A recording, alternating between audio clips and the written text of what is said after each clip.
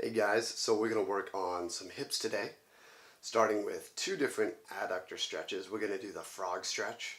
So once again, you can pin your feet up against the wall, or you can just do it on the floor, spreading your knees out. So it's a modified split stretch, essentially. Looking like this, we're going to have the bottom of our feet flat on the floor. You might want a towel or a yoga mat to protect the knees, and elbows on the ground or feet, and from here you can either lean back, simulating a squat, or start to lean more forward and open up that hip flexor. Once again, the bottom of the feet will be against the wall here, and the blade of the foot will be against the full floor. Collapse down if you choose to use the wall. Alright, again, said it before, it's a very locked off, closed chain position, meaning you're in contact with your hands, with your feet, with your knees.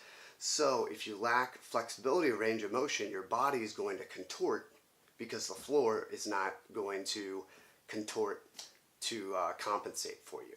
Alright, so really make sure your hips are nice and even. You might have to be in a less extreme position initially than you think, maybe something like up here, because if you drop too quick, whoop, it'll shift those hips around, okay? So 2 minutes in that stretch. You can do more, because again, we're grabbing both sides with that 2 minutes, so possibly 2-3 minutes. Get up nice and slowly though. After that, we're going to do a single leg adductor stretch. So it's going to be kneeling position, just like this standing kneeling position, except we're going to throw a leg out to the side. So think about having your heel in line with your knee, and then open up this hip like so, and then we're going to lean forward, almost like you see a fencer in that striking position, how they're lunging forward. And we're going to grab all the tissues, the groin muscles, those adductor muscles, all right, on the inside of the thigh. 2 minutes each side. After that, we're going to follow up with a couple of cars. So controlled articular rotations, really intentional hip rotational drills. We've done them before. We're going to do this in a on all fours or quadruped position. So 2 moves each side in 2 different directions, forward and then backwards.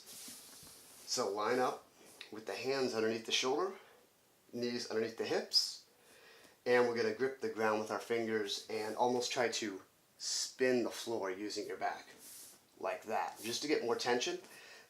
Air in the stomach and the abs are turned on nice and tight. That's going to keep us from rounding that low back. And from here, we're going to pull this knee up towards the chest. Again, don't round the back to get there. Nice and tight, pull it up as far as it will go. Then go straight out to the side without leaning the torso. Up, out, kick the foot towards the ceiling until you can't anymore, and then kick up with the foot and do a half circle back into that starting position. Alright, so 2 reps in that direction, and then 2 reps going backwards. So we're just going to reverse it. We're going to kick straight up. Once again, don't round that back and let that belly button drop. Stay nice and tight in the abs here. Right out to the side. Now take the knee towards the ceiling and drop the foot towards the floor here, and then pull the knee towards the floor and towards the chest, and then return. So you can either go one direction and then reverse it and do that twice, or just 2 in one direction and then 2 in the reverse direction each side. See you guys tomorrow. Have fun.